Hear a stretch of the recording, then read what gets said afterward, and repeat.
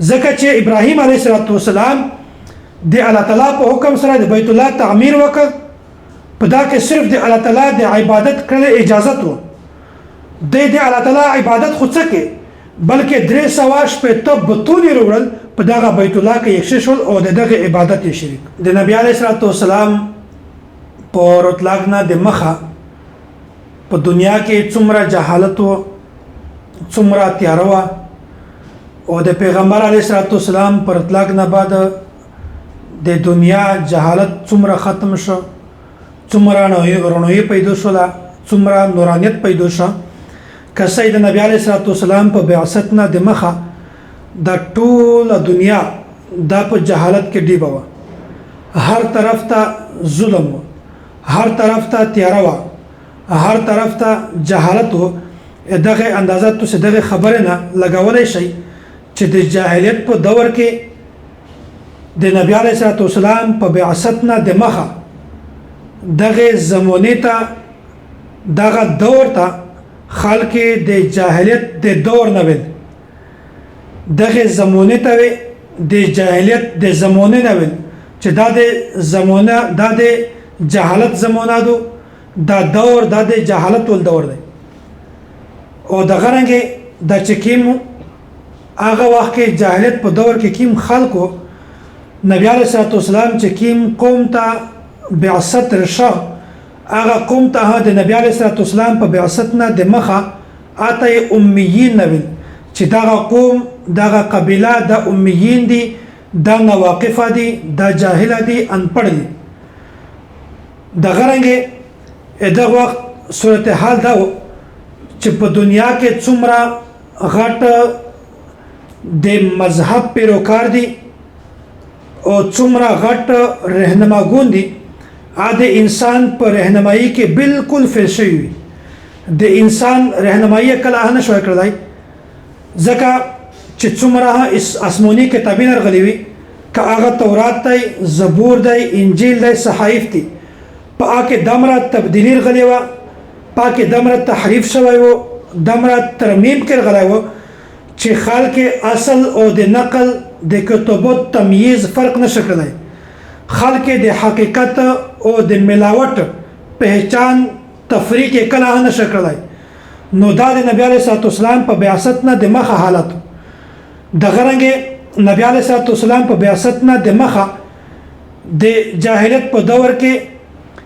د یهودیونو چې کیم دین کیم مذهب و اصل دیني و هغه یې پرېښی و او څو خاص رسومات، څو جاهلیت دور خاص رسومات دای رخصوي او په دغه لوند د خپل ژوند تیرو. دغه رنګه د جاهلیت په دور کې عیسایونه د توحید دعوت پرېښی و، توحید یې نه منله بلکې دی دا ویل چې خدای یو نه دی بلکې خدای درې دي، خدایون درې دي. زه دا خبره اکثر بیانوم چې کچیرې مسئله وي یا نظریه وي،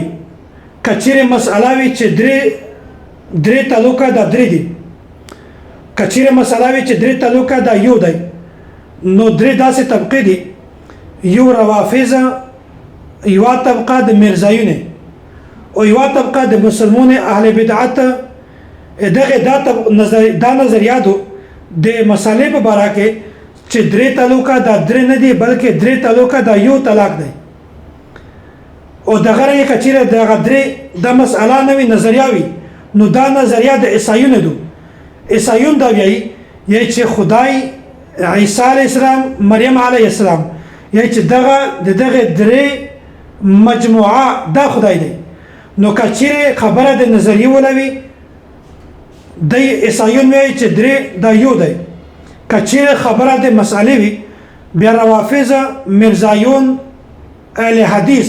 دا وایي چې درې تعلقه دا یو دی، درې نه دي. میش اهل سنت والجماعت، احناف، دیوبند دا خبره کوي چې کچیرې خبره د نظریه ولوي نو بیا هم درې دي، او کچیرې خبره د مسئلې ولوي نو بیا هم درې تعلقه دا درې دي.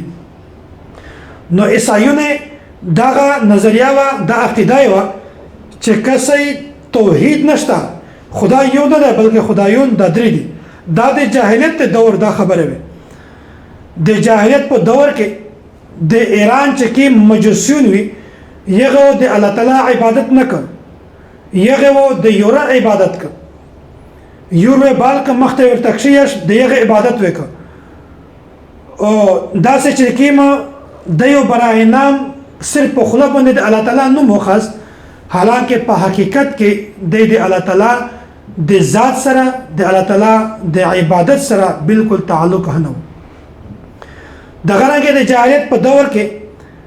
هندو چې کوم مذهب دی په دا کې ډېر زیاته بدپرستی و په شپږمه صدۍ کې د ډېر زیات عروج وخاست ډېر زیات مختلول او د دې چې کوم دیوتاوي د دې کوم خدایون وي دغه تعداد په لاکاوي نه بلکې په کروڑاوي و نبی علیه الصلاه والسلام چې کله بعثت وشه نبی علیه الصلاه والسلام دنیا ته تشریف وروړ بیا هغه د دې چې کوم جاهلیت و کوم د دې بدعات وي کوم د دې ګناهونه وي شرک و د دې داغه نبی علیه الصلاه والسلام رحمت للعالمین پر اطلاق سره دا هر شی د دنیا نه ختم شو د جاهلیت په دور کې د عرب د مذهب د عالمو چې تقریبا ټول عرب د بت پرستی کې مبتلا وي ټول عرب د په شرک کې مبتلا وي دغه هدا پورا چې په ظاهر دا داوا کړه چې میش د ابراهیم علیه السلام دین او مذهب مانی ابراهیم علیه السلام چې کیم دین مشتر کړی دی میش د یغه دین لوند ژوند تروي حالانکه دا صرف د دې زبانی خبره وي